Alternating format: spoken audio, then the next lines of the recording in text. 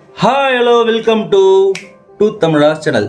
இந்த மார்க்கெட்டில் இன்வெஸ்ட் பண்ணுறாங்கல்ல, அவங்கள இந்த என்ட்ரி எடுக்கிறத விட இந்த என்ட்ரி எடுத்துகிட்டு எப்போ அதுலேருந்து நான் எக்ஸிட் ஆகணும் அப்படின்றதுல ஒரு $1 மில்லியன் கொஷின் இருக்குது. இப்போது 2 டைப் ஆஃப் இன்வெஸ்டர் இருக்காங்க.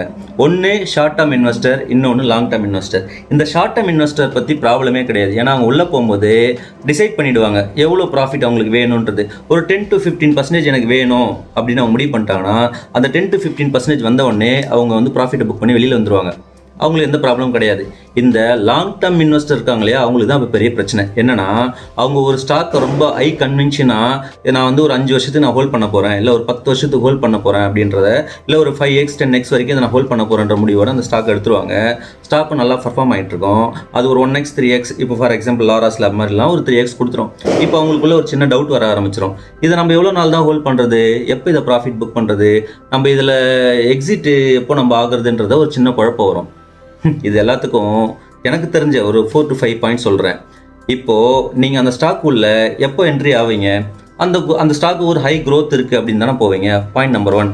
இப்போது அந்த ஸ்டாக்குக்கு ஒரு ஹை க்ரோத் இருக்குன்னு தான் நம்பி உள்ள என்ட்ரி எடுத்துடுறீங்க. அந்த ஹை க்ரோத் எப்போ வந்து கொஞ்சம் கொஞ்சமாக ஸ்லோ டவுன் ஆகுதோ, அதாவது ஒரு குவார்டர் ஆன் குவார்டரோ இல்லை தொடர்ந்து ஒரு 2-3 குவார்டரோ ஸ்லோ டவுன் ஆகுது, உங்களுக்குமே ஒரு சின்ன ஒரு அண்டர்ஸ்டாண்டிங் வருது, இது ஃப்யூச்சர்லேருந்து வந்து கண்டினியூஸ் ஆகுமோ அப்படின்னு ஒரு ஒரு ஒரு ஒரு இண்டிகேஷனை கொடுக்கும். அப்போது அது ஒரு சிக்னல். உடனே எக்ஸிட் ஆகணும் கிடையாது, அது ஒரு சிக்னல். இது வந்து பாயிண்ட் நம்பர் 1. க்ரோத் வந்து ஸ்லோ டவுன் ஆகும், எக்ஸிட் ஆகிறதுக்கு அதான் ஃபஸ்ட்டு சிக்னல். 2வது சிக்னல் ஓகேங்களா, ஃப்ராட் இல்லை கார்ப்பரேட் கவர்னன்சி இல்லை அந்த ப்ரொமோட்டர் இன்டெகிரிட்டி இதெல்லாம் கொஞ்சம் கொஞ்சமாக உடைய ஆரம்பிக்கும். நல்லா தான் போயிட்டு இருந்திருக்கும் 4 வருஷமாக 2 வருஷமா.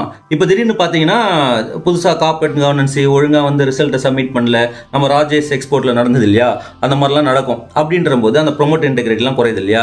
அப்போது இந்த கார்ப்பரேட் கவர்னன்சி ப்ரொமோட் இன்டெகிரிட்டிலாம் இருக்கும்போது 2வது சிக்னல் நீங்கள் அந்த ஸ்டாக்கை விட்டு கண்டிப்பாக வெளியில் வர்றதுக்கு ஒரு நல்ல இண்டிகேஷன் அர்த்தம். 3வது வந்து மார்ஜின்.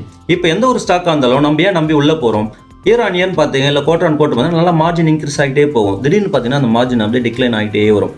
இது ஒரு நல்ல இண்டிகேஷன். அந்த மார்ஜின் வந்து ஃபியூச்சரும் குறையும் அப்படின்ற மாதிரி உங்களுக்கு தோணுச்சுன்னா இது ஒரு நல்ல இண்டிகேஷன். 3வது வந்து எந்த ஒரு ஸ்டாக்குக்கும் நமக்கு ஒரு ஹை கன்வின்ஷன் எப்படி பில்ட் ஆகுது அப்படின்னா, அந்த ஸ்டாக்கு ஒரு மோட் இருக்கும், ஒரு யூனிக்னஸ், ஒரு ஸ்ட்ரென்த் இருக்கும், இல்லைனா ஒரு நீஷ் இருக்கும்.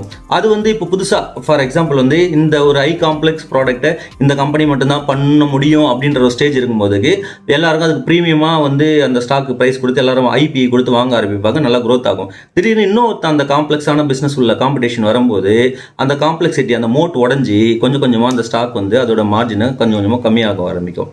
காம்படிஷன் ஹெவி ஆகிடுச்சு, அதாவது காம்படிஷன் இல்லைன்ற பட்சத்தில் ஒருத்த காம்படிஷன் வந்துட்டான். இதெல்லாம் வந்து ஒரு நல்ல சைன். ஓகேங்களா. ஸோ எந்த ஒரு ஸ்டாக்காக இருந்தாலும் என்னை பொறுத்த வரைக்கும் ஸ்டாக் மார்க்கெட்ன்றதே ஒரு ஃபியூச்சர் ப்ரெடிக்ட் பண்ணி ஃபியூச்சரில் இந்த ஸ்டாக் இவ்வளோ பர்ஃபார்மன்ஸ் பண்ணும், இவ்வளோ க்ரோத் கொடுக்கும் அப்படின்னு நம்பி தான் நம்ம வந்து உள்ள கன்வின்ஷன் நம்ம ஹோல்ட் பண்ணுறோம் லாங் டேர்முக்கு. எப்போ இந்த பாஸ்ட் பர்ஃபார்மன்ஸ்லாம் மேட்ரு கிடையாது. 4 வருஷம் நல்லா பண்ணுச்சுன்றதுக்காக அடுத்த 4 வருஷம் நல்லா பண்ணுறதுலாம் மேட்ரு கிடையாது. அடுத்த 4 வருஷத்துக்கு பண்ணுறதுக்கான ஹோப் அங்கே இல்லை. காம்படிஷன் அதிகமாகிடுச்சு, டேக்கிள் பண்ண முடியல, ப்ரொமோட் இன்டெகிரிட்டி குறையுது, க்ரோத் குறையுது, மார்ஜின் டிக்ளைன் ஆகுதுன்னா this is all good indication to get out of the stock. So next time வந்து இந்த ஸ்டாக்கை நான் எப்போ வச்சுக்கணும், எப்போ எக்ஸிட் ஆகணுன்றதெல்லாம் மேட்டர் கிடையாது. இந்த மாதிரி ஒரு சிக்னல்லாம் உள்ளே வருதுன்னா அது எவ்வளோ சூப்பர் டூப்பர் ஸ்டாக்காக இருந்தாலும் சரி வெளியில் வர்றதுக்கு தான் ட்ரை பண்ணணும். முடிஞ்ச வரைக்கும் ப்ராஃபிட்டை புக் பண்ணிட்டு வெளியில் வந்துடணும். Hope you understand.